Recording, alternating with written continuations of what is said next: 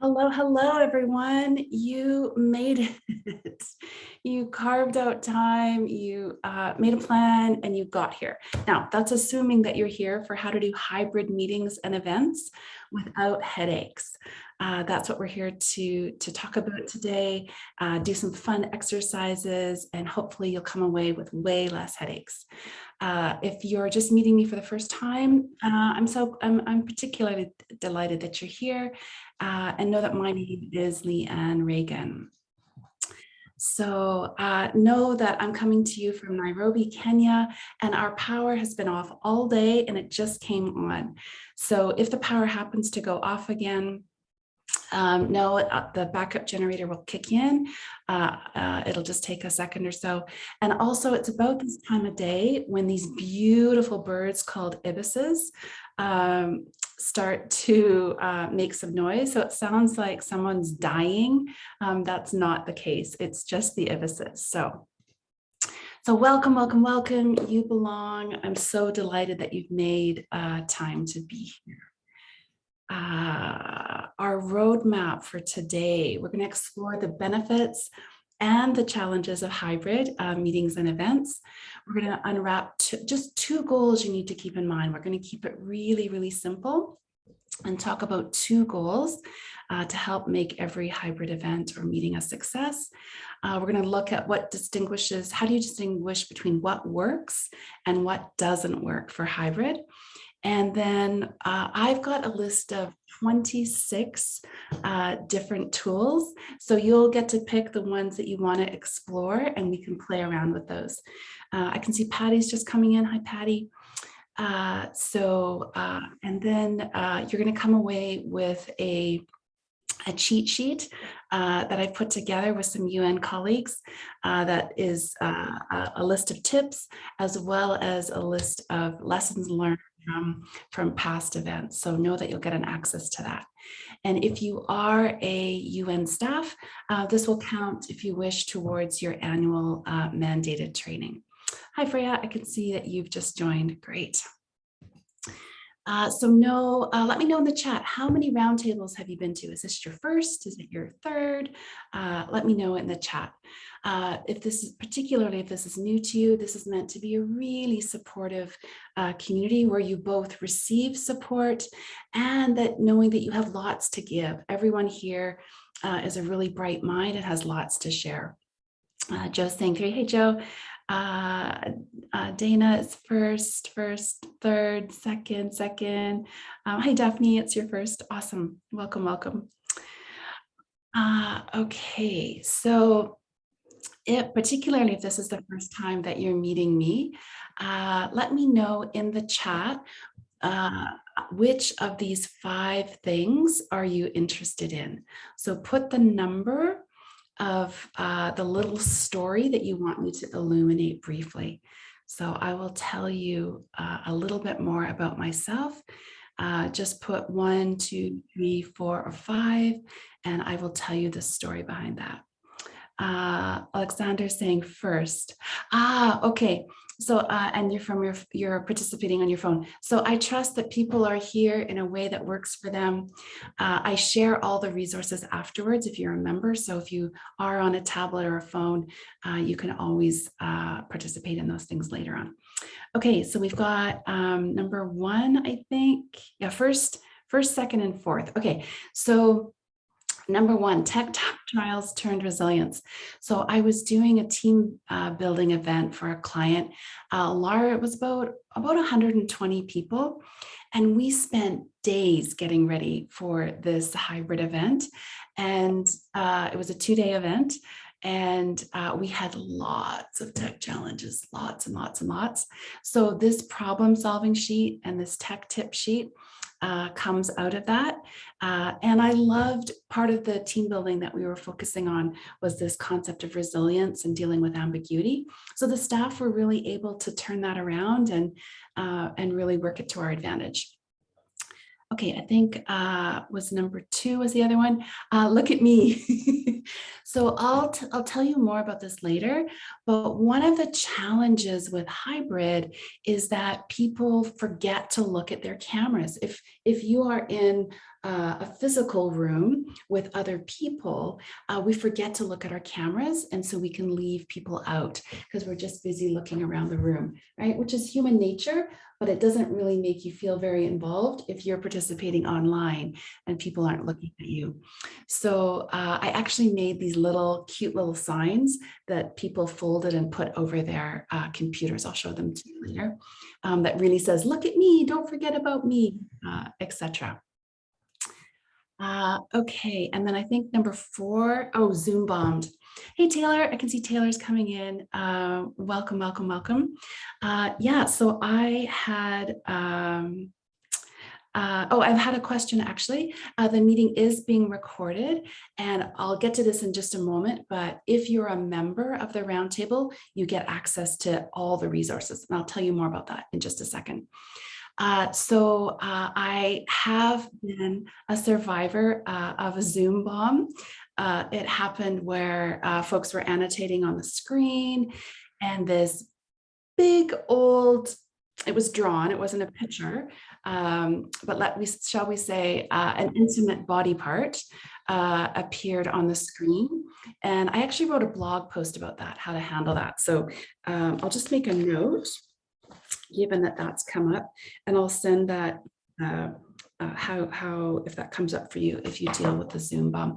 And if that term is new for you, sometimes when we give the hybrid call details publicly, sometimes people can come in who aren't registered and do things that, let's just say, may be inappropriate. So that's a little bit about myself. Know that I focus in 3 different areas. So I work on working better together. So that's a lot of team building, focusing on change and communication and collaboration, creativity, etc. I also do a lot of digital engagement work and tech tools for ease, for efficiency, things like that. And then I also do training of trainers. So I work with subject matter experts who need to learn how to design and deliver really powerful learning. So that's a little bit about me. I'd love to know from you in the chat if you have done a hybrid event. What's a lesson that you've learned? What's a lesson that you've learned doing a hybrid meeting or a hybrid event? And no, I'm going to use those terms interchangeably. Meetings and events. Veronica's just joined us. Welcome. So any lesson or any challenge that you faced with hybrid, any benefit that you faced with doing hybrid events? Let me know in the chat. Okay, so Daphne's saying, lesson learned, helpful to use a familiar platform or getting training on the new platform. Oh, absolutely.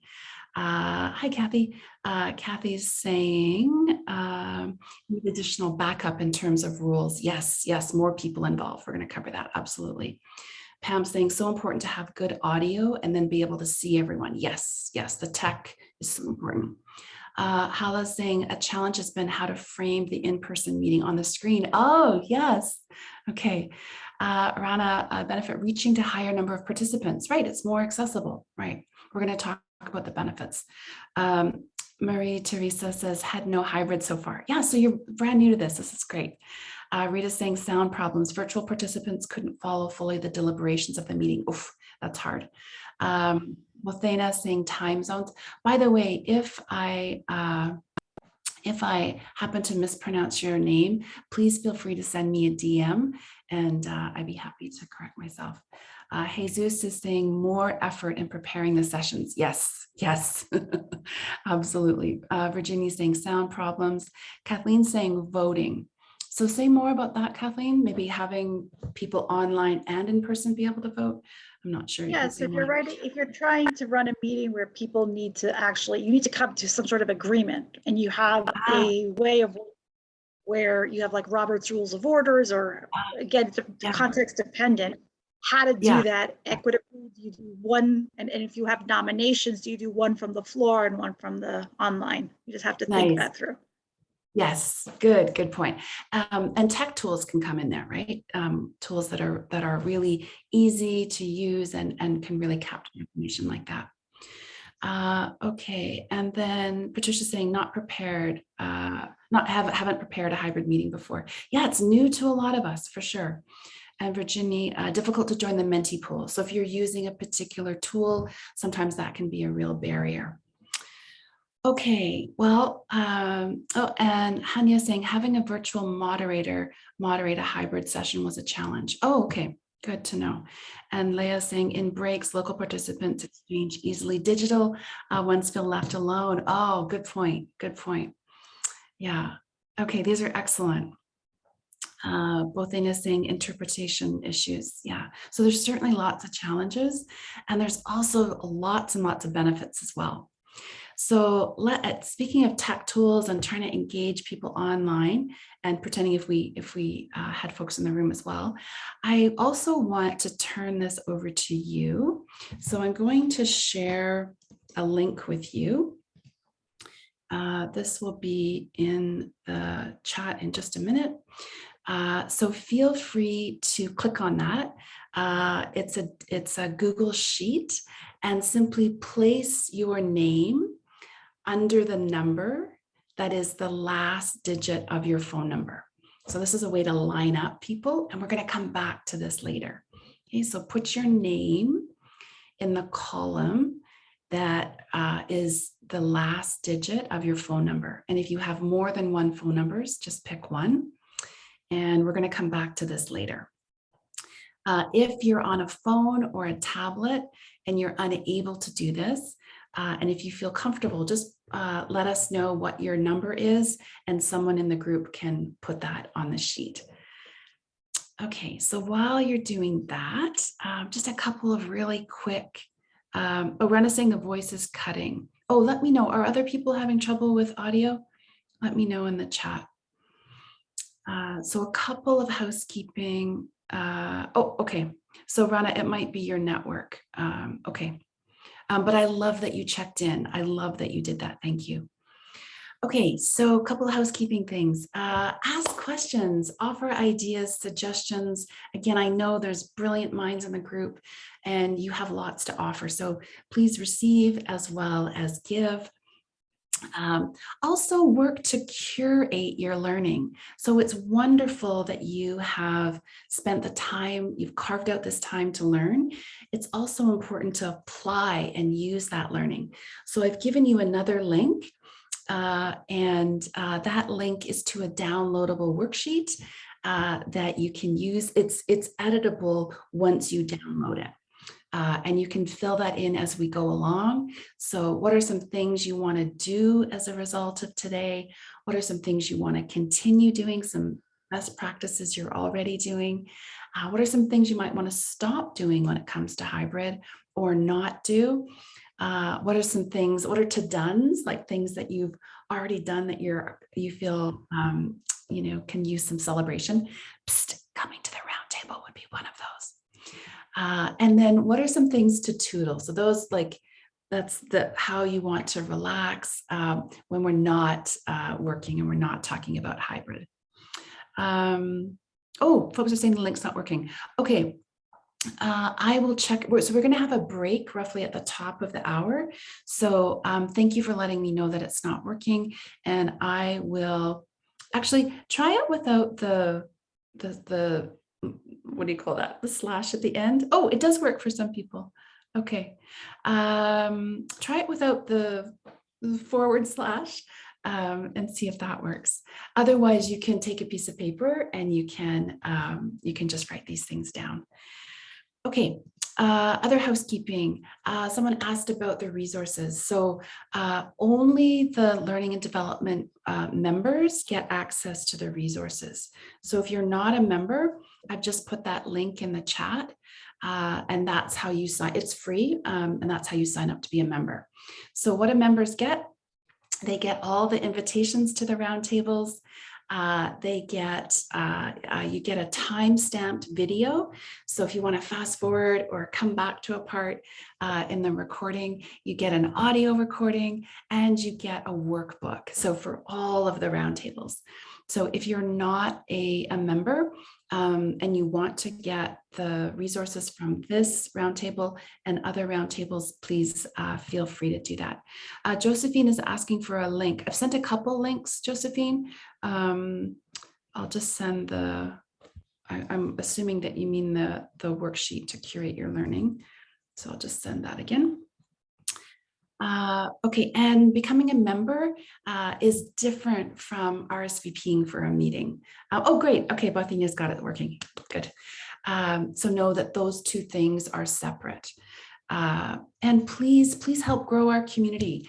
So if this is something that you get value from and you are learning and enjoying the process, please help join our grow our community and share that link to become a member with other people, please. Okay, if you are a UN staff and you want to get credit for this workshop, because this counts towards your UN mandated training, please fill in that attendance sheet by the end of today. Okay, so if you want to get credit, if you want to get this counted to your learning, your training, your annual training, please fill in that attendance sheet. Okay, and then mark your calendars. The next one is on intercultural conflict resolution. And here, I'll just throw this in the chat here. So these are all of our dates. Rita's saying still isn't working. So Rita, I'm not sure what to suggest because it seems to be working for some folks. So maybe come back to, Leanna's putting a, and you know what, the last sort of what do you call that? Forward slash, I guess. Thank you, Leanna. I love that. So folks, try the link that Leanna sent. And mark your calendars now, May 27th. I've been toying with the idea of doing these on Thursdays to be more in tune with the Arab region because Fridays are a holiday. So it could be the 26th or the 27th, but we'll get that out in plenty of time. Hey, it's working. Thanks. So that's on intercultural conflict. And if you face a conflict where there's a gender difference, an age difference, a different passport country, a socioeconomic difference, a difference of power, those are all intercultural conflicts because there's when we look at culture very broadly. So mark your calendars. Know that we alternate meetings. I know it's hard for the time zones, so we usually flip between in the morning in East Africa time and in the early evening in East Africa time, and that's how we're trying to get around all the time zone issues. Also, there is a feedback survey, and if you fill in this survey, number one, you get an opportunity to win a free Life Lenses assessment. And number two, you get to help me serve you better. And number three, you get to have input on the next month's topic. So make sure that you fill that in. I would love to get your feedback. And I don't know, do we have is Vicky on the call? I know I took a peek and I know she RSVP'd. Is Vicky? I don't think she's here yet. So she's the winner from last month. So because she filled in the Learning and Development Roundtable survey, I drew her name at random and she wins a free Life Lenses assessment. Okay, just about finished housekeeping and then we'll start diving into our topic of hybrid. If you are interested in other learning opportunities from me, know that I'm teaching a course for UN staff on increasing your work-life balance during COVID. That's on May 11th and 12th. And then I'm teaching a effective online presentation course also on May 11th and 12th. One is in the morning and one is in the afternoon. So if you're interested in those, talk to the Staff Training and Development Unit. Okay, so to recap, participate, curate your learning using that sheet, sign up to be a member if you want to get the resources, invite others to become a member if you find value in this. If you are a UN staff person, make sure you fill in the attendance sheet today and mark your calendars with the upcoming roundtables. And please, please, please, I always love getting feedback. It's so helpful. So fill in that survey. And if you're interested in those other learning opportunities, take advantage of those. And because I get questions every month, I know I'm saying this a number of times, but the only way to get those, to get the video, the audio recording, the workbook, all of those resources, all the kind of research that goes into this, is to be a member. So that's how you sign up. Okay, any questions before we dive in? How are you doing? Let me know in the chat, what's your energy level? So on a scale of 1 to 5, where 1 is, it's just, I could sleep for a year, and 5 is, I have so much energy, I can barely sit still on my seat. Okay, well, and there's, by the way, there's no judgment, right? I know lots of people are just exhausted these days. So got lots of 5s, 4s, 2s, 4s. Okay, so if you're super energetic, we hope you can lend your energy to us. And if you're waning a little bit, we hope that this time picks you up. Okay, Freya's got some emojis there. That's great. Okay, Simon's right in the middle. Okay, so let's dive in. So what is a hybrid event or a meeting? Hybrid event or meeting? It's simply a combination of when you have people together in a physical room and you have people online. So welcome, Bella. So lovely to have you here. For today, so when I talk about hybrid, I'm not talking about having a hybrid work schedule. So today we're talking about hybrid events and meetings, which your hybrid schedule can include. But today it's all about hybrid events and meetings. Okay, so the context, right? The context for having hybrid. And by the way, this comes, I'll share this link in the workbook for members.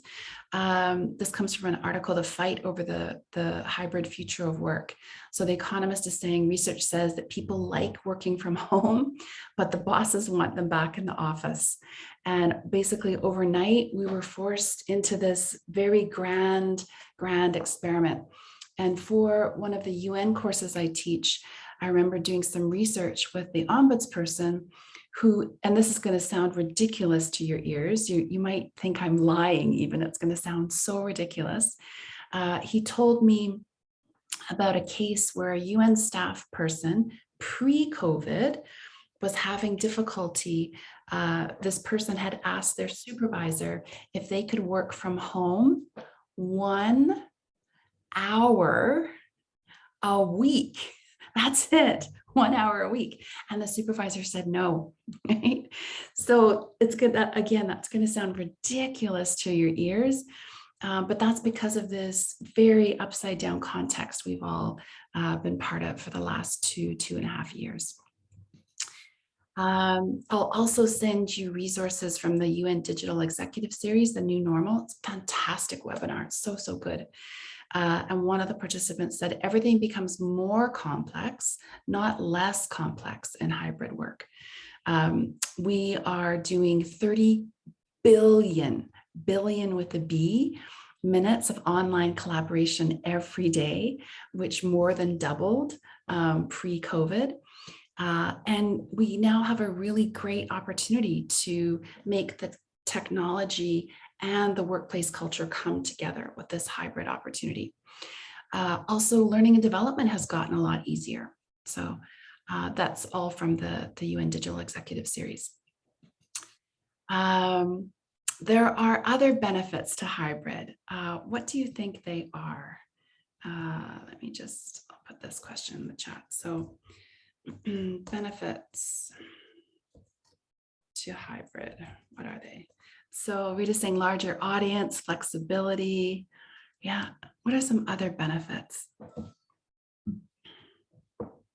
It might not seem like it if you've done it and things went sideways, but there definitely are benefits. Jennifer's saying you can be more productive. Virginia's saying more transparency in the work. Rita, recordings. Yeah, you can easily get audio recordings. video recordings, transcriptions. Marie saying, been more productive, but still lack work-life balance. Yeah, it can, absolutely. Leanna saying, getting attendees who otherwise would not be able to participate. I had a DM from someone saying more accommodating. Absolutely. So I'm not sure what you mean by that, but that can include disabilities, right? It can be very, very much more accommodating in terms of diversity. Ellen's saying, feeling comfortable from choosing home or office. Yeah, if you have a choice. Taylor saying, hey, Taylor, more diversity present. Absolutely. In that UN executive series, they talked about how it's really affected the power imbalances in good ways, right? Instead of people having to, burn fuel and fly to New York, for meetings, we can do hybrid now. Marie Teresa saying more productive. Josephine saying can be better tailored for accessibility requirements. Yeah, lovely. Okay, so I did a webinar from Zoom called How to Do Hybrid. And and Patricia's saying less carbon emissions. Yes. And Rita's saying decrease in budget requirements. Yes, absolutely.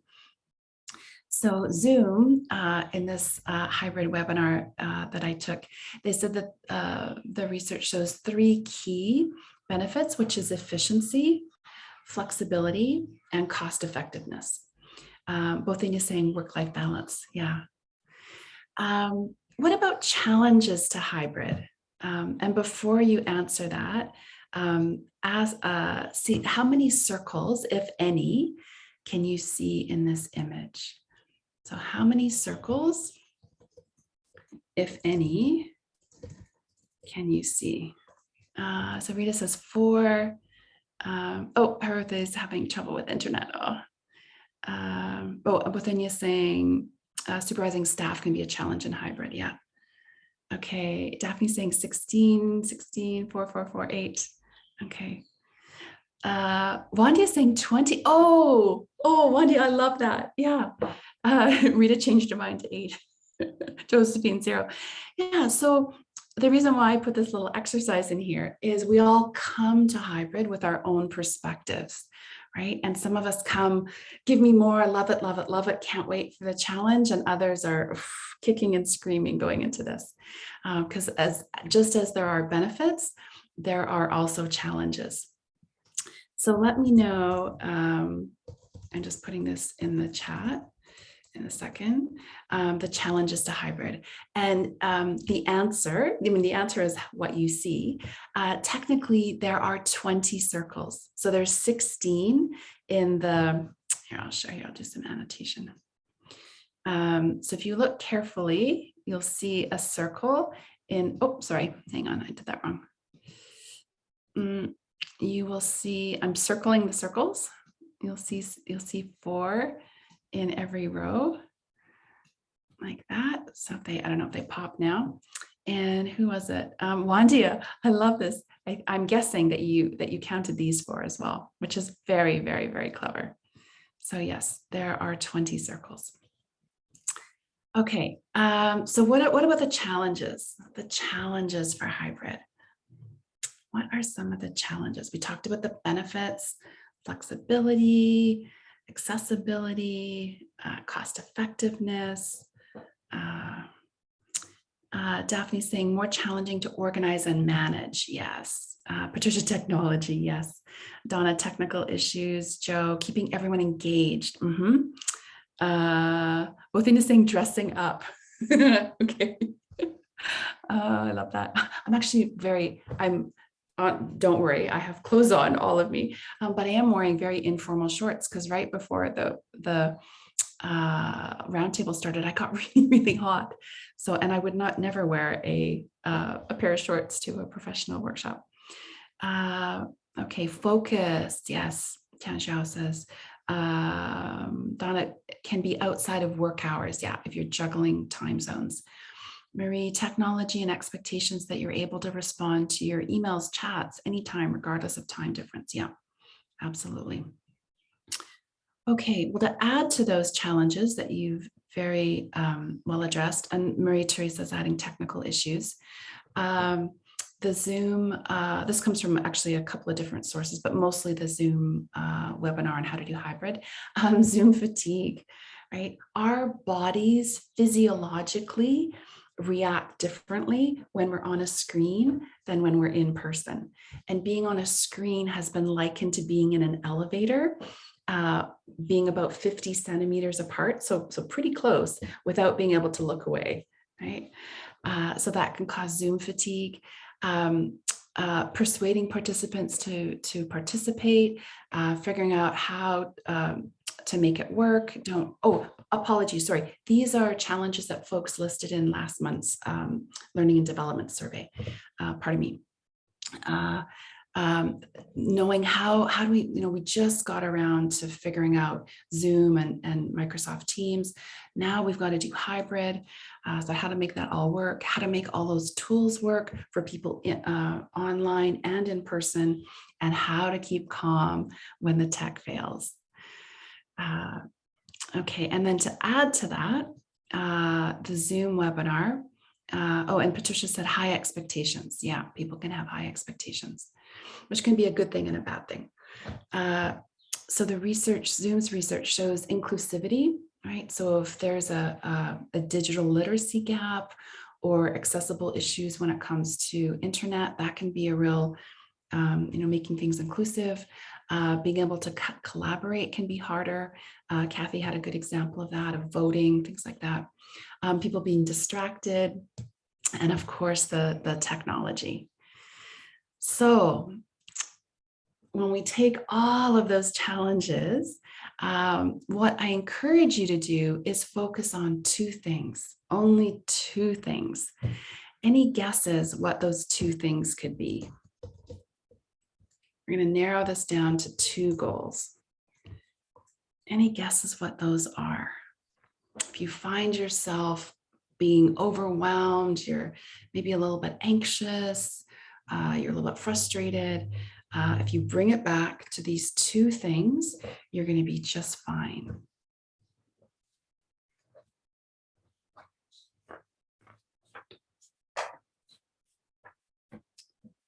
Virginia's talking about staying concentrated. Yeah, it's a good guess. Any other guesses? Being prepared. Oh, yes, Leanna, yes. Ellen, participation, enjoying the session. Yeah, enjoying yourself. Any other guesses? We're going to divide these into two kind of overarching goals. Donna, having an objective, certainly. Any other ideas? Having a plan B. Yeah, that fits under one of them. Hi, Hanadi, welcome. Welcome, Hanadi, it's lovely to have you here. Okay, well, if you're struggling when it comes to hybrid, what I really encourage you to do is focus on these two things. Oh, Patricia's saying attentiveness. Within you find responses to organizing a hybrid meeting. So a lot of these points come under number one or number two. So, and not in any order, they're both equally important. So number one is technology. So after this, we're going to dive into some of the nitty-gritty pieces of technology. And again, I'll give you that cheat sheet that hopefully will be a huge help to you. And then the second one is really focusing on having the content of your event or your meeting and the process. So how you're conducting that event or that meeting, reduce the barrier between people who are in person together in a physical room and people that are online. So in other words, if something doesn't work for people online, then we shouldn't be doing it. And if something doesn't work for people in the room, the physical room together, then we shouldn't be doing it. If we can focus on both content and process that work for both of those folks, then you're going to be off to the races. Okay, so speaking of technology, have you found any, that's what we're going to dive into next. So anything that you found that particularly works or doesn't work when it comes to technology. So the rest of our time together is going to be divided into those two topics. So technology and how do you take content and processes that reduce that barrier so that everyone's feeling engaged and interested and involved and not left out. So any examples of tech, like questions, challenges, etc. Because a lot of folks mention technology.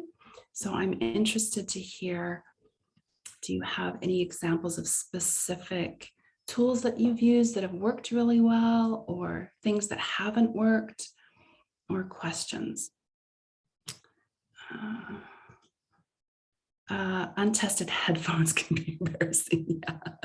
Yeah. I'm not going to ask Josephine if you're speaking from experience. I know just any kind of technology glitch can be embarrassing. If that happens to you, know this event where we spent all this time doing prep. It was the first speaker was an executive director of a UN agency, and things were not going well. So yeah, it was very embarrassing. Yes, that slow internet. Oh, so Simon, yeah, I've got some suggestions for that. Rana, breakout rooms. Oh, we're going to talk about breakout rooms. Yes, Rana, I hear you. Unintentionally unmuted. Yeah. Can't see who's speaking. Yes. Helping remote staff and participants with technical issues. Yes. Hanya, Zoom is easier to use as an interpretation-enabled platform than other options like Kudu. Okay, great to know. Simon, absentee speakers. Simon, do you mean speakers to amplify the sound, or do you mean someone that was supposed to speak from online and they're not ready, or they're not online?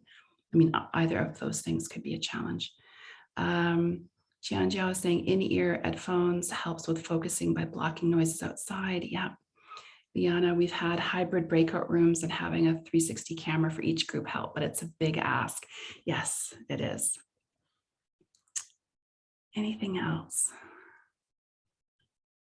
Yeah, these two things are, I would put them in equal weighting of importance. You can have a beautifully organized content and process, but if the technology goes sideways, it doesn't, no one's really going to be very happy. And you can have really great technology that does everything it's supposed to, but if the content and the process really divide people and they don't help them feel together, then that's not going to be helpful. Daphne, time lags, certainly. Hanya saying if there aren't enough cameras, virtual participants can't always see who's speaking in the room. Yeah, great. Rita saying limitation in registration, additional fields in Arabic language. Okay. Yeah, so that's going to depend on the tool you're using. Yeah. Okay. Great. Oh, these are great comments and observations from real life experience. So thank you for sharing. So I'm going to share a couple of tips and then I'll share this cheat sheet with you. And I also want to give you a bit of a disclosure that I'm not a technical expert. So I'm going to share what's worked for me. And depending on how many people you have, what your security concerns are, what platforms you can and you cannot use, you'll need to maybe massage things and change things up a little bit. Daphne's saying some platforms limit the number of participants that are able to join. Yes, yeah. So you want to make sure all of those are synced up. Okay, so let's dive in. And please, if you have some suggestions and tips for tech, please add those in the chat. That would be fantastic. Okay, so not necessarily in any order, but certainly, oh, Rita's saying virtual background. Let us know what you mean, Rita, like to have a virtual background or not have a virtual background. Some people, depending on their technology, can do that or can't do that. So it really depends. Okay, so number one, prep and practice the technology more than you think. I think in the 2-day event I did a couple of months ago now, it's been a few months ago, we easily spent 2 days talking about the technology, organizing it. We did a dry run through, all of those kinds of things. So it just takes a really long time. So make sure that you plan for that. Roles. So your roles online. I think Kathy might have mentioned this before, I'm not sure. So you'll probably need more roles than you would if you were, definitely need more roles than if everyone's in person, and definitely need more people than if it was completely online. So when it's hybrid, some of the things that you'll need is someone who's in charge of the technology, and the most experienced person you can find is good. Someone to monitor the online participation, so monitoring the chat, monitoring if people are having issues with the technology. That's really helpful, especially if you have a large group. The facilitator could be hard for them to if there's lots and lots of questions and comments coming in, having an extra person to facilitate that is really helpful. Having a person, if you're going to have breakout rooms, and we'll talk about this later, having someone to help with that is really, really helpful. Breakout rooms are great in a hybrid setting, and they can be tricky. They can be quite tricky. It doesn't matter if you're on Zoom or MS Teams. They can be really, really tricky, depending on the kind of breakout room that you do. And then, of course, you have your facilitator. So those are those are 4 key roles. There's could be other roles as well. So a couple people have mentioned translation. Certainly, if you're having translation involved, you'll have those folks. Anything else? Oh, Zainab, are you trying to say something? I can see you're unmuted.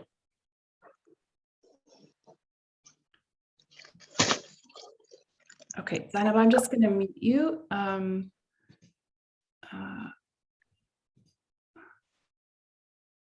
Yeah, if you were trying to say something, then just let me know. Oh, sign language, Karen said, yeah. Okay, so prep and practice more than you think. Have very clearly defined roles. What I've done, especially with large groups, is I'll have a very, very detailed roadmap or agenda that breaks it out by time and has a bunch of columns for all of those roles. So for example, for the person who's monitoring online, if I'm not using my laptop and I need them to display something on the screen, that time that I'm displaying that resource and the link to that resource is in the agenda under their column. So it's really, really easy for them to follow. Has anyone else done that? Have you adjusted your agenda and had those columns so you know who's responsible for what? Let me know if you've done that. Okay, the other thing I've done, I've started to do, this is brand new with hybrid, and I mentioned this at the beginning, is it's human nature, if you have people in a physical room, for them to want to look at each other, right? And unfortunately, that leaves the people online feeling left out. So one of my ground rules, one of my housekeeping things when I'm doing hybrid events is I have a sheet of paper with these little signs printed out, and then I cut them. So they're very, very small. And when you fold them in half, they slip over the top of your computer near your camera. And in the housekeeping introduction piece, I encourage people when they're speaking, so it's only when a participant is speaking, if they're in the physical room. If they're virtual, of course, they're going to do this automatically. But if they're in the physical room and they're talking, I encourage them to talk to camera. So again, I have these fun little signs that says, look at me, don't forget about me, look here. And they're in the middle of the tables in the physical room, and people fold those and slip them on their computer. Does that make sense? Let me know if you have any questions. That's our third tip here. Because this is kind of a combination between 1 and 2. So it's a very low tech, these literally little paper signs that helps decrease that barrier between online and in person. Okay. Okay, and then the fourth one, Hala's asking a basic question. Does this mean for hybrid, you recommend that people log in through their laptops? Oh, yes, Hala. So again, I'm going to make this recommendation based on my experience, which is not 30 years long, right? I've been doing learning and development for 30 years at least, but I have not been doing hybrid for like just maybe a couple of years now, 4 years or so. So this experience isn't as deep as my other things. So essentially what I've done that's worked well when you have a large group is that everyone brings a laptop. So yes, everyone has their laptop. And when they're speaking, they look into the laptop and they keep themselves muted. My goodness, in this 2-day event, it took pretty much a day for people to remember to keep themselves muted. That seemed to be a really hard thing to do. So to remember to look at the camera when they were speaking and to keep themselves muted, which means that you need to have other people holding mics. So those mics are moving around the room. There's lots of different ways to do hybrid. Again, I'm explaining something that's worked from my experience. The number of people in the room will dictate how many mics you need and therefore how many people you need. So if you have 100 people in the physical room, you want a lot of mics, because if it takes even 15 seconds for a person to walk all the way across a large room to hand them the mic, participation is going to go way down. Yeah, so Hala, I hope that answers your question. And I know that can be a barrier to access. I just did an event the other day, yesterday all day, and it wasn't possible for people to bring laptops for a variety of reasons. So we need to kind of consider these moving pieces that will be fit together in a variety of different ways. Okay, and then the fifth one, and maybe the hardest one, is to keep calm when the tech goes sideways, because it will go sideways. I'm just looking at my notes here. I will send you, I've written a blog post and I will send it to you about some different ways to keep relaxed when things are going sideways. So one example is, actually, let's try this right now. So I'm going to unspotlight my video here. And if you can, I know that this might not be possible. So if it is possible, please turn on your camera just for a sec. So turn on your camera for a minute. Hello, Dana, Joe. Josephine. Hey, Taylor. Donna, Sue. Marie, Pam. Okay, so and total respect if you are in your bathrobe and you don't want to turn on your camera, that's entirely fine. So imagine that the ED of a UN agency is speaking and the technology has just gone down. You have spent a lot of time getting prepared, and despite your best efforts, it's not working. One thing is, if you cross your arms, I'm going to stand up a little bit so you can see me. So this is something you can do with people not thinking you're very strange, and just pull and push a little bit. Pull and push, pull and push. And that will help you kind of ground yourself in the here and now, as opposed to spinning out of control, and it'll help you just kind of, okay. You want to breathe out longer than you breathe in. Okay, that will help your body relax almost instantly. It works so quickly and so well. Hey, Tom, I can see you too. Lovely to see you. So, and the bigger the distance between the in breath and the out breath, the better. So if you breathe in, try it right now, breathe in for a count of 2, and then try out for a count of 6.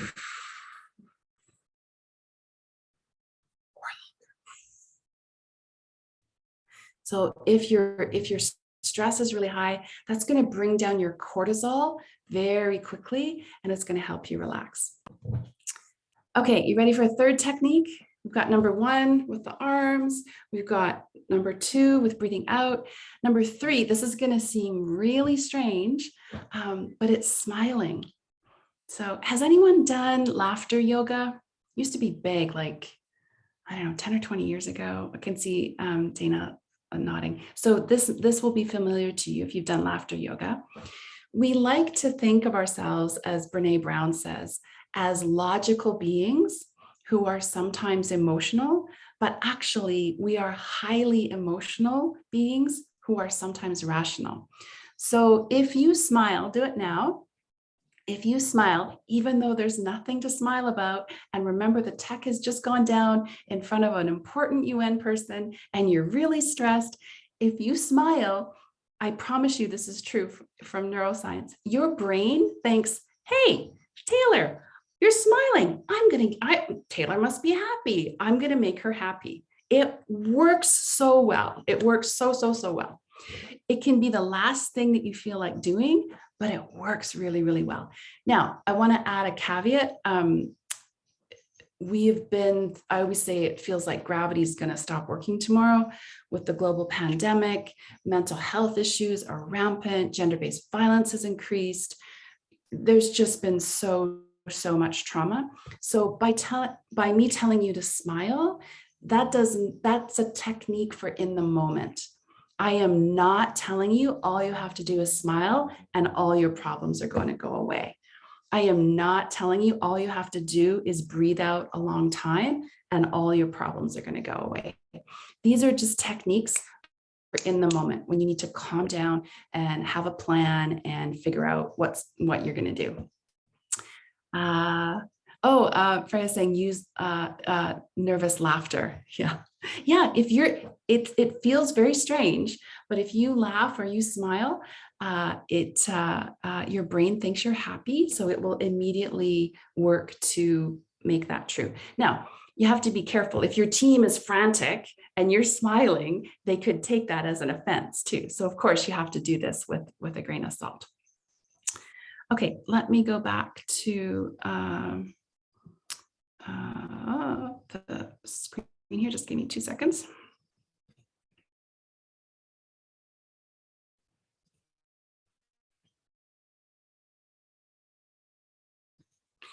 Let me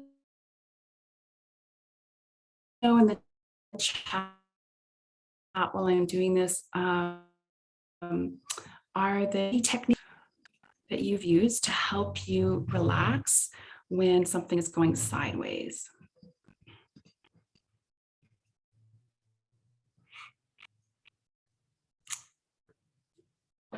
So I've mentioned 3. The breath work is, and you can do that pretty subtly without people seeing. I've mentioned the smiling, and the arms one is the most subtle one, right? Anything else that's worked for you? Joe's saying, reminds myself that things will work out. Yeah. And, maybe, depending on what works for you, you might want to bring a little symbol. This is, I keep this by the side of my desk. This is a beautiful, my home is, well, one of my homes. I live in Kenya. I have a Canadian passport. So this is a stone from my beloved Vancouver, and it's got my boys and my sister-in-law and my partner's initials on it. So if there's something you can, if you're really nervous about this hybrid event, if maybe it's the first time you've done it, bring something that will help you. I've got some really lovely, there's some feathers here, beautiful Kenyan. This is a guinea fowl feather. Like, what will relax you and help you be of service, right? Because the more relaxed and calm you are, the better you can be of service to the people you're working with. Sue saying, love these techniques. I've also found to make sure I have muted myself when it goes down so that others do not hear what I'm saying. Yes, yes, yes, yes. Now, I want to ask you all a question. Can I trust you to keep a secret? Give me a thumbs up or put a yes in the chat. Can I trust you to keep a secret? Okay, good, good, good. So the secret is, so Kickstarter, if you know Kickstarter, it's a way that you can, I'll send this link to you too. It's a way of people creating things and then they get funding to do those things. So I got this thing for my partner. I haven't given it to him yet. So that's the secret you must keep. And it's a little thing that plugs in, apparently it just arrived, to any computer, any system. And it automatically, you know, those old school broadcasting, like if you're going into a recording studio and outside the door, it says on air or off air, it's like that, but it fits into your computer. So you can have things like that if you are afraid of forgetting to mute yourself and maybe saying something that, you know, the large group doesn't want to hear. Hi, Rhea, thanks for joining us. So I'll share that link with you. Okay, and what we did, what I've done after each event is I've asked the tech staff, because I am not an expert in the tech piece, lessons learned. So what did we do? What we focused on, what didn't go well, and then how could we do that again? So here is the tech tip sheet. And lessons learned. And if your future self is listening to this, if you're a Roundtable member and you're watching this on YouTube in the video form, I'll put all these links in the description. So know you can always get these later. So I'm not going to go over them. And it's quite technical. So you probably, unless you're a technical wizard, you probably want to share that handout with some folks who know a lot about technology. But basically, backup systems, if you're in an area that the internet's going to go down, don't rely on the venue's internet, bring extra internet. It's all sorts of things like that. So my friends, my colleagues, how are you feeling? And let me just do a quick time check here. Does it feel like a good time for a break? Would you like to take a 10-minute break? And then when you come back, we're going to talk about we're going to shift on to your second goal. Okay, so folks are ready for a break. Great. So rest, relax, hug a kid, hug a cat, whatever you like to do, get a tea. Please be back and ready to go in 10 minutes. And when you come back, again, we're going to focus on the second goal. So there's just two goals you need to focus on. Number one, tech, and number two is how do you design processes and content that reduce the barrier between people who are in the physical room and people who are online. Okay, Freya saying this event is hybrid. Haha, there's coffee. Okay, great. Okay, lovelies. I'm going to put the link to become a member again, just in case that's something you want to do and you haven't done. And we'll see you in 10 minutes. Thanks so much for your time and attention.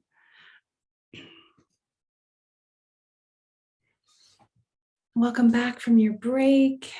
Let me know, what did you do on your break? And to future you who might be watching this on the in video, welcome back. So lovely having dinner, checked emails, eating, nice, eating, lots of eating. That's next on my agenda. Yeah, tea and snack, phone calls, eating, emails. Okay, lovely. Okay, well, thank you for coming back. Oh, Josephine had snacks. Marie-Therese, I went to the bathroom, went for a walk. You got a lot done, Marie-Therese. Hannity had emails. Okay. Okay, so we talked earlier about this idea of there's really two things to focus on. One is the technology. So we went through a couple of tips, and of course you're going to need to massage this and blend it to fit your situation, depending on what tools you're using. Is it Zoom? Is it MS Teams or something else? And a lot depends on how many people I've done a hybrid with roughly half in the physical room and half online, and there would be about a total of 120. I've done a hybrid where there was one person online and the rest, it was a small group, maybe 20 people were in the physical room. So really need to tailor it to what your situation is. Okay, so I'm going to show you a poll in a moment here. And these are tips to reduce barriers. This is our second piece, our second goal, 2 goals you need to focus on. And this is tips to reduce the barriers between people online and people in person. We don't want to do anything that works for one group and not for the other group. So in a moment, you should be able to see a poll. So just let me know in the chat, can you see the poll okay? And feel free to answer these yes or no questions. Great, thanks for letting me know. Great. So there's 10 questions and everything is asked from the perspective of a hybrid event. So from doing a hybrid, should the roles include a facilitator, an online monitor, a tech lead, etc.? Yes or no? Should you use flip charts in a hybrid event? Yes or no? Should everyone have their own laptop? Yes or no? And by the way, we've covered some of this and some of this we have not covered. Should everyone have their audio on? Yes or no? Should you be using creative tech tools? Number 5, should participants not have laptops? Yes or no? Should you use breakout rooms with random division? That means you're randomly dividing up the groups. So you're not controlling for, one division meeting together, etc. It's all random. Should you use our breakout rooms with pre-programmed divisions? So that's where you're deciding who goes into each of the breakout rooms. Are those easy to organize? Number 9, should you be reminding people who are in person in the physical room to look at their cameras? Yes or no? And should you have people in a large group all the time? Yes or no?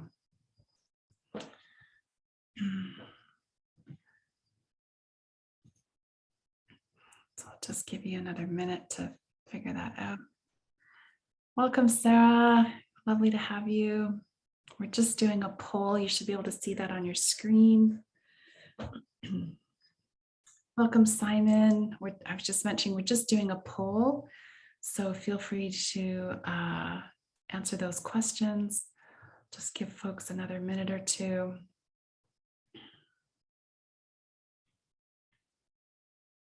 Rana, the last question is, should you have people in a large group all the time? In other words, should you not be dividing people into small groups?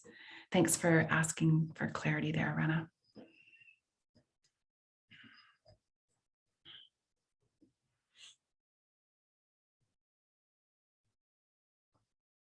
You're welcome. Okay, so just another minute or 2. I'll pause the recording here.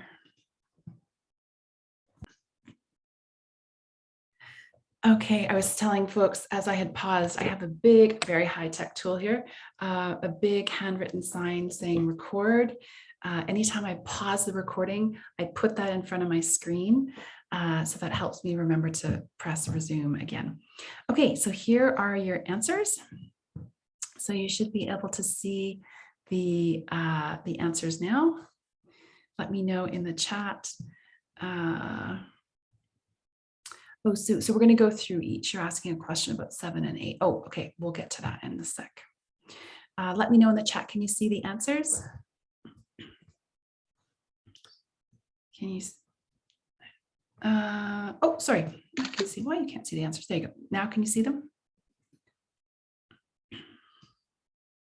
Let me know if you can. Okay, great.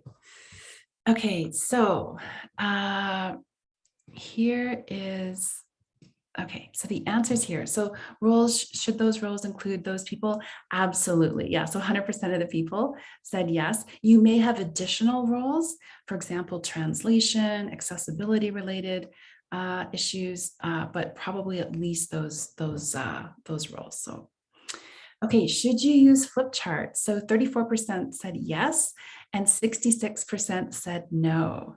The answer is, I'm going to say no. Why is the answer no?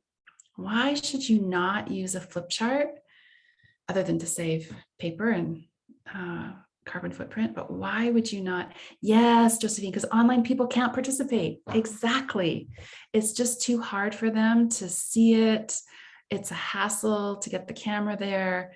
If you're getting people to write on flip charts, the online participants can't do that. So this is an example of something that works for people in person, but it doesn't work for people online. So I would suggest you not use flip charts. Okay, should everyone have their own laptop? So the answer to that is going to depend on your how many people you have and the tools you're using. But I would say yes. And because there's a really great instructional design reason behind that, because it allows you to use really cool tools. So I've been doing workshops in ways I haven't been able to do before. So I rarely have handouts now because everything's online. So if someone has a laptop in the physical room, they can access all those. We can do online collaboration, and it really helps those online people feel involved. So if possible, it's not always possible, but if possible, I've found having each person have their own laptop in the physical room is a great idea. A tip for that, for your tech person or who's ever doing the setup, you're going to need extra extension cords, and also you're going to want to tape those down so that no one trips. Okay, question 4. I can see a question coming in. Tiana, that is true. There's so many interesting tools. Yes. So we're gonna get to the tools in a bit. Yeah. Bothina says use the share option instead. So Bothina, I'm not sure what you mean by that. So let me know what you mean. Okay, number 4, everyone should have their audio on. No. What happens when you have in the physical room, you have, and you know what, maybe I wasn't clear about this. So I'm talking about in the physical room, not online. Well, actually for both, but if in the physical room, if more than one person has their audio on, what happens? What happens if more than one person has their audio on? Echo, chaos, feedback. Oh, it can be ear splitting. It can be really, really bad. So you can get reverberations. It's just not good. So yeah, make sure everyone has their audio off. Okay, should you be using creative tech tools? Yeah, absolutely. You want to use tools, and this is the whole rest of the session after this that we're going to focus on. It's a fantastic opportunity to use tools that fit your audience, and you can do things in ways that you won't have been able to do before. So absolutely, push yourself a little bit, step out of your comfort zone. Okay, and just because I think this is so key, I kind of asked it twice in different ways. Participants shouldn't have laptops. Yeah, I think they should. So the answer is no. I'll often get a little bit of pushback from clients for people in the physical room having laptops because they're afraid that they're just going to have their head down and focused on email. So it's really important that you have interactive, engaging content in your event or your meeting. Otherwise, people will be doing other things. Okay, breakout rooms. Should you use breakout rooms with random division? Yes. So absolutely. It's a really easy way of getting interaction.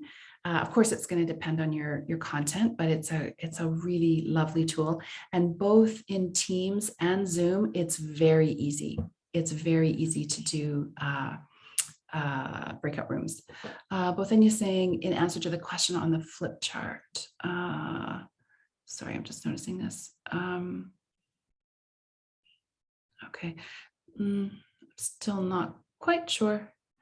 One of the things, I'd love to know from you folks, there's a new feature on Zoom that you can do a whiteboard. And you can always have done a whiteboard in Zoom in the past, just through annotation. But now the whiteboards, and I haven't tried it yet, so I'd love to know, has anyone tried the whiteboard on Zoom?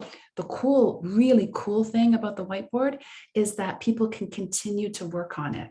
So like MS Teams, when you do a poll in MS Teams, people can continue to take that poll.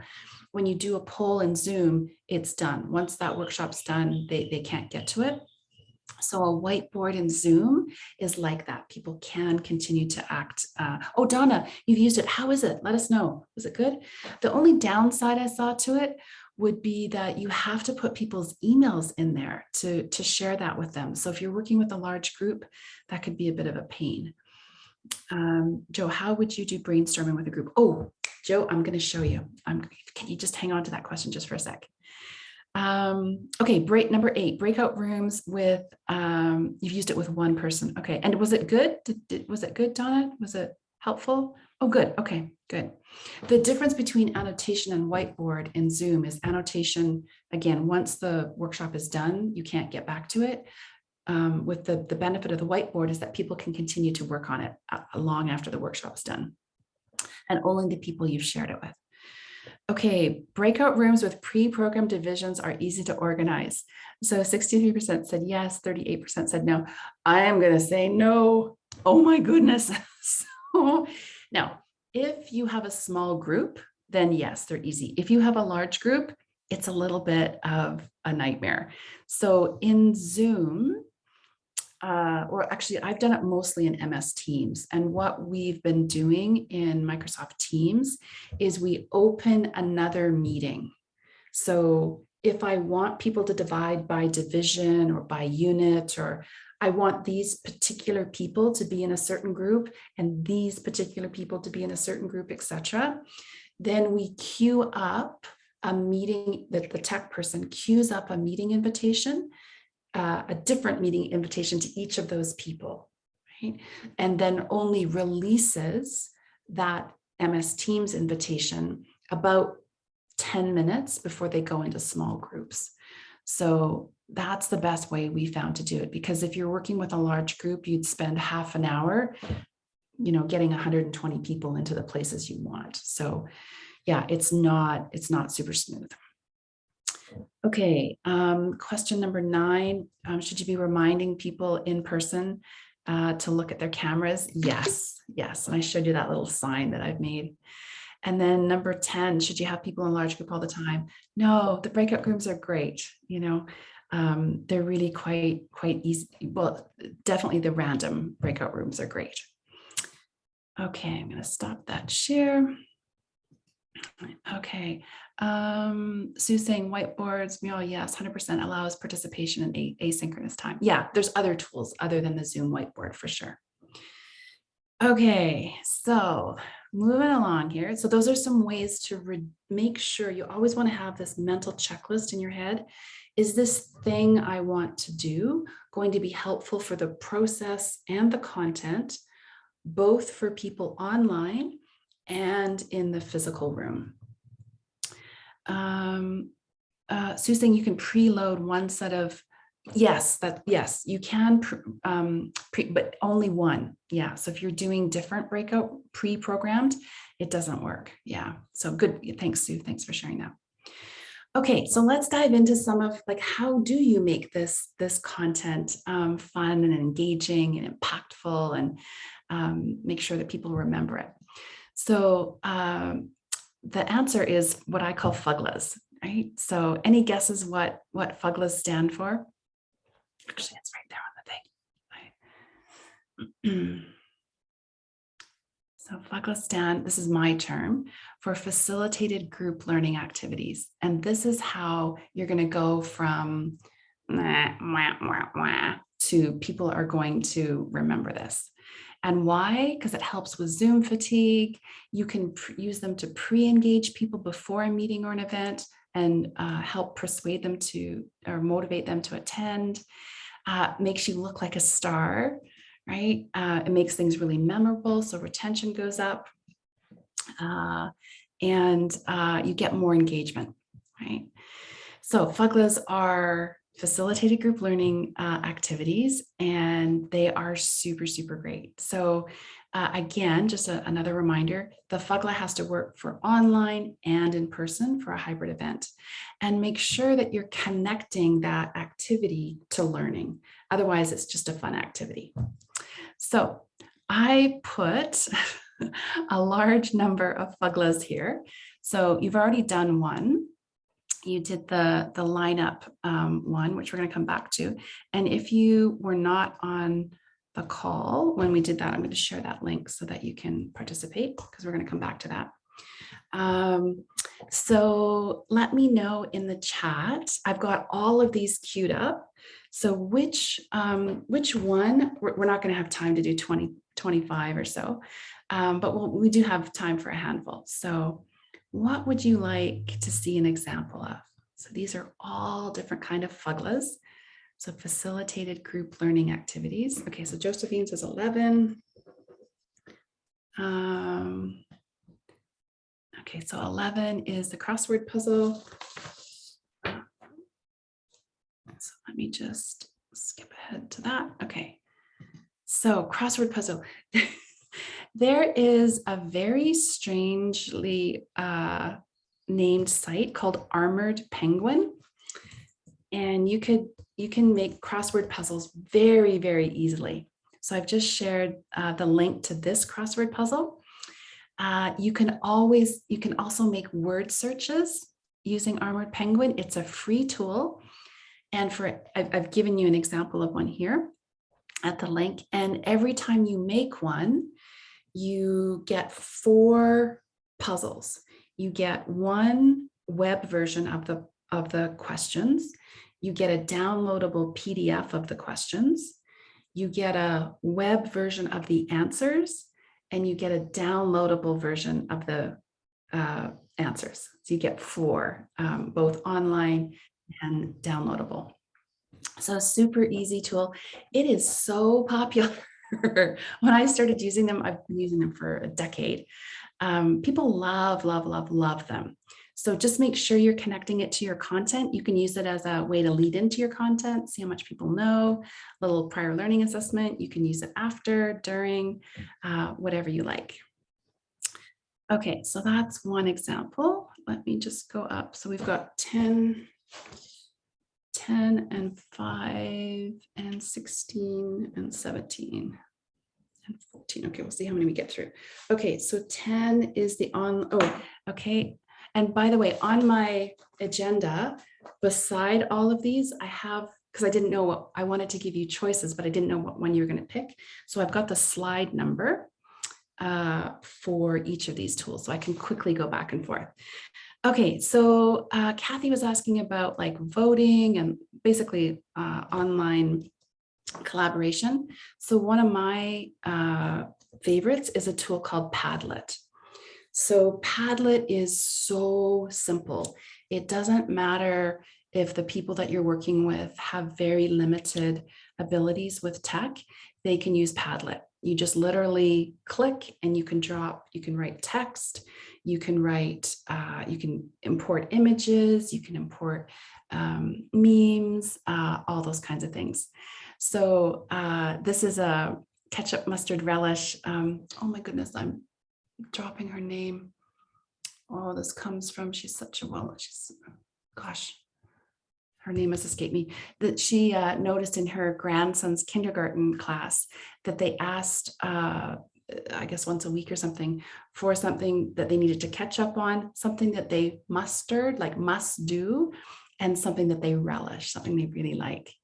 So you can open up this platform and share it with people. You can lock it down. It's pretty simple to use. I've had people, with some other collaborative tools say, oh, it's too hard, it's frustrating, etc. But Padlet is really simple and it's free up to a certain number of boards. I can't remember. Okay, so that's one way of collaborating. So that was number 10. Number 5. Oh, so Zoom polls. So we've done that one. So in Zoom, you can, it's easier if you create them ahead of time. And they've just added some new features too. I haven't tried them out, but really, really simple. The upside to Zoom polls, super easy to make, super easy to share. Downside, people can only take the poll during the workshop, during the meeting. It's not, you can't keep it live. And I always take screen grabs of the results because what you can download the poll results rather, but it's the raw data. It's not the nicely curated, 33% said this and such. Has anyone done a poll in MS Teams? And by the way, Sue's saying 1000% Padlet is so useful, also uses a wall for everything about the meeting. Yeah. Okay, yeah, so I'm surprised people don't use polls in Teams more often. Well, so the upside of polls in Teams is, wow, the data is amazing. Like how it displays the data is really, really, really good. And that poll is kept live. So as long as people have the link, they can continue to fill it in after the meeting is over. The downside is it's harder to make the poll than in Zoom. Zoom makes it really, really simple. So yeah, so polls are great in Teams and in Zoom for different reasons. Okay, worksheets. So that, what was it, number 16? Okay, so I am a huge fan of worksheets and I gave you one already, right? And I make them editable. So this is an example of a learning transfer worksheet. So I'll use this to help people transfer their learning back into the workplace after the event. Pretty simple. You just design it or have your graphic designer design it, and then you make it editable, and then people can fill it in. I use them all the time. Okay, bingo. So a bingo is a type of a editable worksheet. So I use these quite a bit. I'll get a graphic designer to fill them in, and I'll give them out at the end of a workshop to kind of help with retention and transfer of learning. I'll give them out during the workshop so people can fill them in. I've used them for all kinds of, and I kind of make them fun, right? Like you'll see in the second column, third one down, you had some technical issues, right? Like this person had technical issues. So you can make bingo out of anything, right? You can take your content and make bingo. Okay, and then, storytelling. So that's 6. So here's an example of a collaborative storytelling. Like basically you can use a lot of tools in different ways. So this is a Google form, really, really easy. You could do this. Can you do this on Teams? The thing that makes this collaborative in Google Forms, you can click an option where people see their results. And I'm not sure, does anyone know if you can do that on MS Teams? You can definitely do forms. I just don't know if it has that option to click where people can see their results. So Hussein's saying doesn't think it's available. Yeah. So if you're UN staff and you're used to using MS Teams, you may or may not want to bring someone out of that. The benefit to MS Teams is it's a whole ecosystem, whereas Zoom is much more, I'm always getting people to, give links to Padlet or give links to a crossword, or you're taking them out of that ecosystem. So feel free to fill in that story tool if that's a bit of interest. And I think I think that was all the numbers. Yeah, okay, so let me go back here. Let me know if you have questions on any ones that I've already talked about, and if there's other ones that you want to know about. Oh, are there other, so 17 we've done. Oh no, sorry. No, we haven't done 17. I missed that one. Okay, so 17, 24, 12, 16, 25, 19. Okay, so I am going to stop the share and I'm going to switch over here.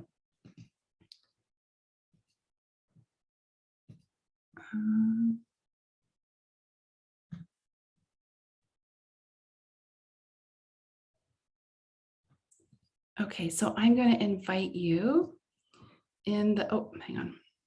So I just made a mistake in Zoom. When you share a screen, particularly if it has audio or video to it, there's two little boxes in the lower left-hand corner that says share sound and optimize for video clip.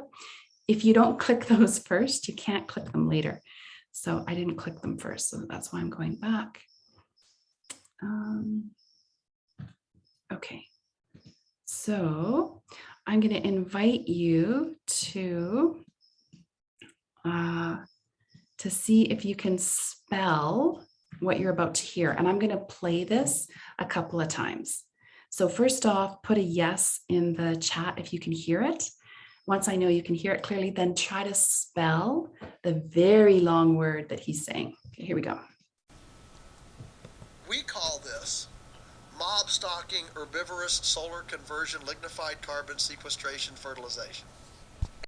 Can you hear it okay? Let me know in the chat. I'm just waiting to see a yes. Can you hear it okay? Okay, great. Okay, so I'm going to play it a couple of times and see if you can write down the whole word. Here we go. We call this mob stalking, herbivorous, solar conversion, lignified carbon sequestration, fertilization. So see if you can get up to the fertilization part. We call this mob stalking, herbivorous, solar conversion, lignified carbon sequestration, fertilization. I'll play it twice more. We call this mob stalking, herbivorous, solar conversion, lignified carbon sequestration, fertilization. Oops, once more. We call this mob stalking, herbivorous, solar conversion, lignified carbon sequestration, fertilization. Okay, I'm going to stop you there and I'm going to go back to our deck here. Oops. Okay, let me know if you can see the screen again, the FGLA screen. And I just want to hats off to those of you who tried to write down that very, very long thing. I said with a FGLA that it's really important to connect it to the learning, right? So what's the purpose of doing that? So in that particular quote, I use that to talk about complexity. I use it to talk about sense making. I use it in a whole bunch of different ways. I might use it when I'm doing cross-cultural conflict resolution or communications training. So the purpose is to kind of nab your attention and get your focus and then add some learning onto it. And that's what makes it a FGLA. Okay, and notice how people are still writing, right? It's catchy, right? And by the way, I recorded that like, oh gosh, 20 years ago. So I literally had, I don't even know what I used. Anyways, I was recording it off the radio. So again, the FGLA is something to catch your attention. It's interesting, engaging, and you want to connect it to the learning. Okay, so the next one is 24. Oh, this is a fun one. So 24, yeah. So this, I'll do digital treasure hunts and virtual quests. So here's an example of a treasure hunt. So I will use this to reinforce the learning. I'll ask questions and get people to work in small groups to answer the questions. And I'll also do virtual quests or escape rooms. So if you've ever been in a see if you can get those links. If you've ever been in a real life escape room, you have to solve clues to get out. And these are just simply Google Docs that I've linked. And so it seems like people for the quest or the escape room, they're simply Google Docs. And if you get the wrong answer, you got to go backwards. And I just wrote a post actually on how to do that. So did you want to have a copy of that blog post on how to create a virtual quest? Let me know in the chat. Yeah, okay, I'll just add that. The hardest thing is making sure that all your documents link properly, so you need to test it. Okay, so that's virtual quests. Someone else, oh, we asked about the word search, so we did that one. And we did the worksheets. And what else? Oh, someone said the buzz in. Oh, I'm so glad someone picked this. So this is brand new. I've never done this before. So this is you're the first group for me to try this. So I would like you to make a sound. Okay, so I'd like you to make a sound. So it could be boop or like any sound at all.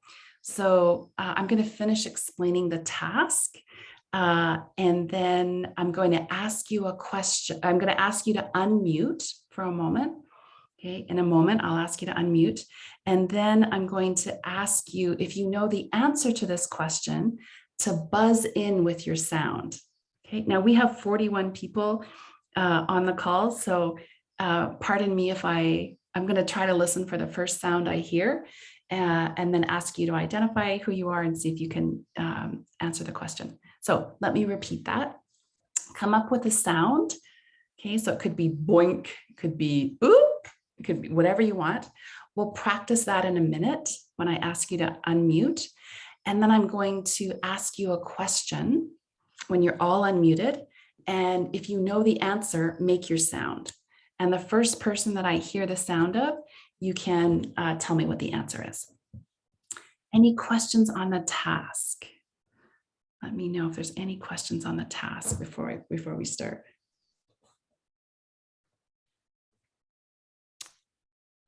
Okay, so everyone unmute and we'll do a practice round. So get your sound ready. You can see most people are unmuted. So on the count of 3, make your sound. 1, 2, 3, go.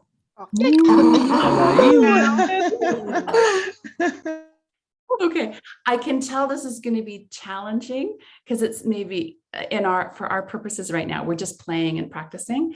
I wouldn't use this technique with this large of a group because it's going to be hard for me to distinguish the sounds, but I want you to kind of get the idea. So let's do one more practice round and then I'll ask you a question. So 1, 2, 3, go.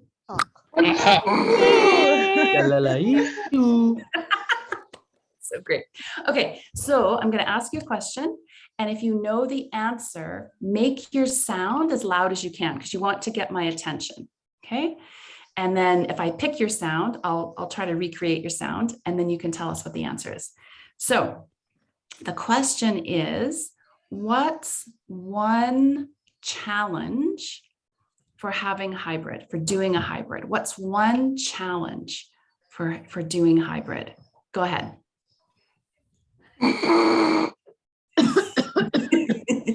Okay, I heard the so whoever that was, tell us what's one challenge.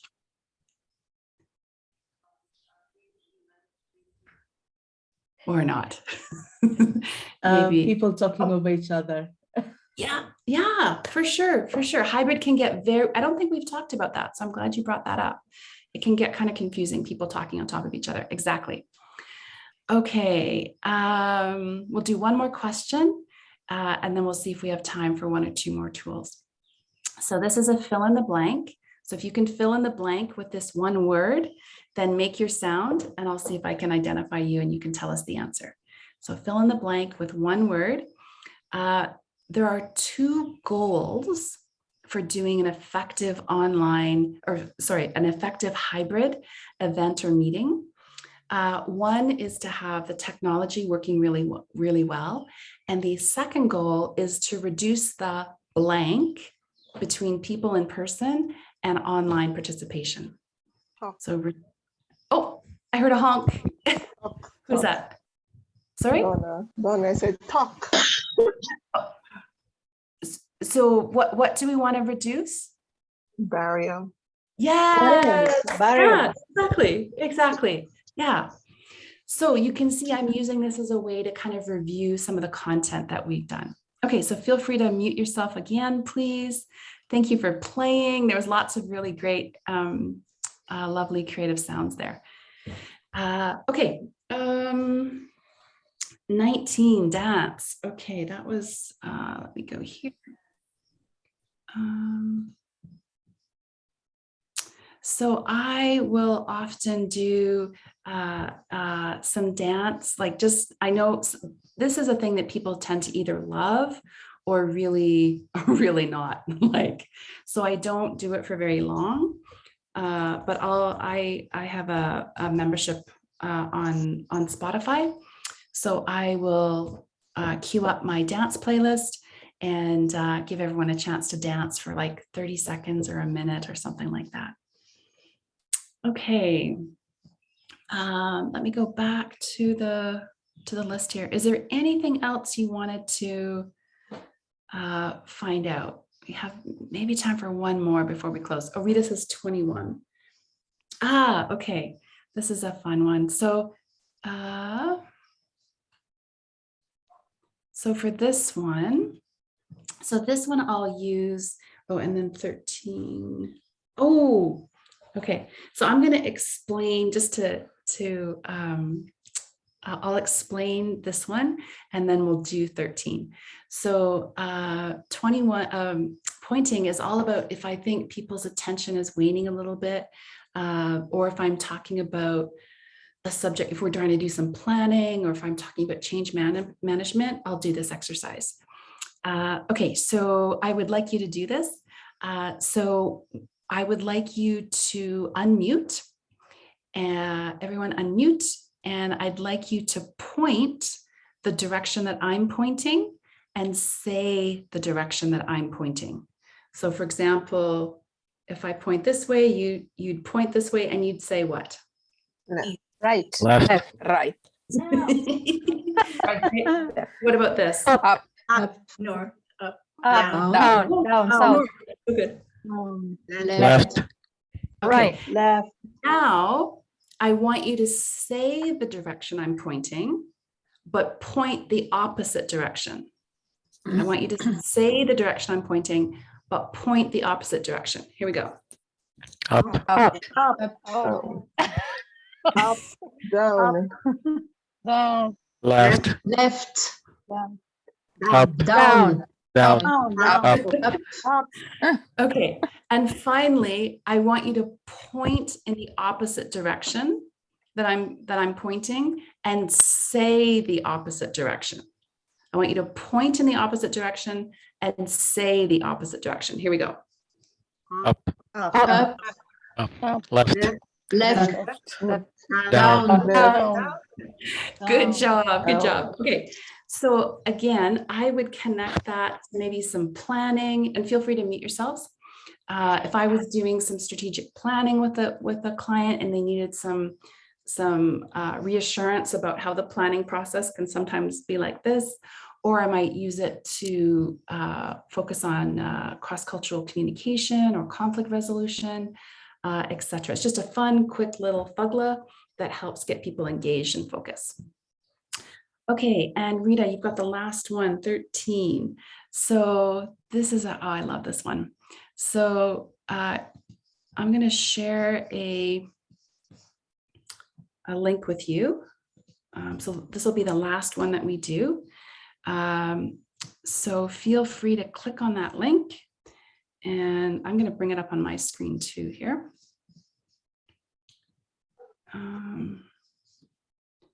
And this is a really fun way. So if you want to have some collaboration in a very simple way. I'm just bringing up the screen. Here we go. Okay, so you probably, I'm guessing, are not familiar with, let me just show you here, this icon right here. Has anyone noticed this little kind of gray box with a little white cross in it before? I'm just going to make that. So that is an incredibly powerful tool. So that tool will be in any Google document, any Google document. You probably just haven't noticed it. I'm just going to make sure that my chat is up so I can see if you are seeing anything here. Okay, so what you do is you simply go into, hang on here. My toolbar's covering. Okay, so you click that button. It's going to say explore. Give me something in the chat that you want me to look for. So someone wanted me to look for a cat with different eye colors before. So what's something I can look for? Let me know in the chat. Oh, riddle. Oh, something that's a great. Oh, I can put that in. So I'm using it to look for an image. So I'm going to click that. What happens is it looks, does a Google search. It actually looks in my drive, or I can click web. It's going to look all over the intertubes, or I can click images. So it's probably, let's try a different, well, let's just pretend I was looking for a puzzle piece. So I want this one here, or like a puzzle to solve a riddle, for example. And this is the important thing at the bottom here. It says image is labeled for commercial use with modification. That means I can use it, right? So I've just clicked insert image, and it's going to pop into the thing. So if you need to find images quickly, Susu saying, can you explain again? Absolutely. So I'm in a Google Doc, right? And I'm just clicking. Can you see the little gray box with a white kind of cross in it? Can you see that, Sue? The icon in the bottom, it says explore. No. So have you clicked on the link that I gave you? You need to be on this, in this document here. And then once you're in that document, okay, yeah, so you click that. And so someone, I think Joe said Vancouver. So if I type in Vancouver and I hit enter, it's going to do three things. It's going to search my Google Drive for something related to Vancouver. If I click on web, it's going to look all over the web for something related to Vancouver. And here's the cool thing. If I click images, it's going to find an image. Ah, someone put a husky in. That's awesome. Good for you. And the really great thing is that you don't have to worry about these images not being licensed for your use. So you can check at the bottom here. It says images labeled for commercial use with modification. That means even if you change the image, you can use it. And then I just click insert, and there it is. And now I can grab that image and put it somewhere else as well. Okay, so that is a lot, my friends and my colleagues. Let me just click back. We're just going to quickly close. We'll spend the last few minutes closing. Here we go. Okay, so though we went through, I don't know, almost half of them actually. So lots and lots of different opportunities to do FGLAs, right? Things that are interesting and engaging. Keep your participants' attention, have them remember things. Oh, thanks, Rita. Yeah, and they're simple, right? I have not showed you any complex tools, right? The hardest thing I think I've described is how to divide large groups into pre-programmed groups. That's a little bit hard. So I am going to ask you, I'll send a follow-up email, but when I asked you to line up according to your last number of your phone number, I'm going to go into that document and I'm going to highlight pairs. And I'm going to ask you to try to find that person and follow up with them. So if you want to be followed up with, because I don't share contact information, make sure on that sheet, and let me just, I'm going to quickly grab it for you. So you have that link handy. You'll need to put your contact information. So, so just to repeat, what I'm going to do is I'm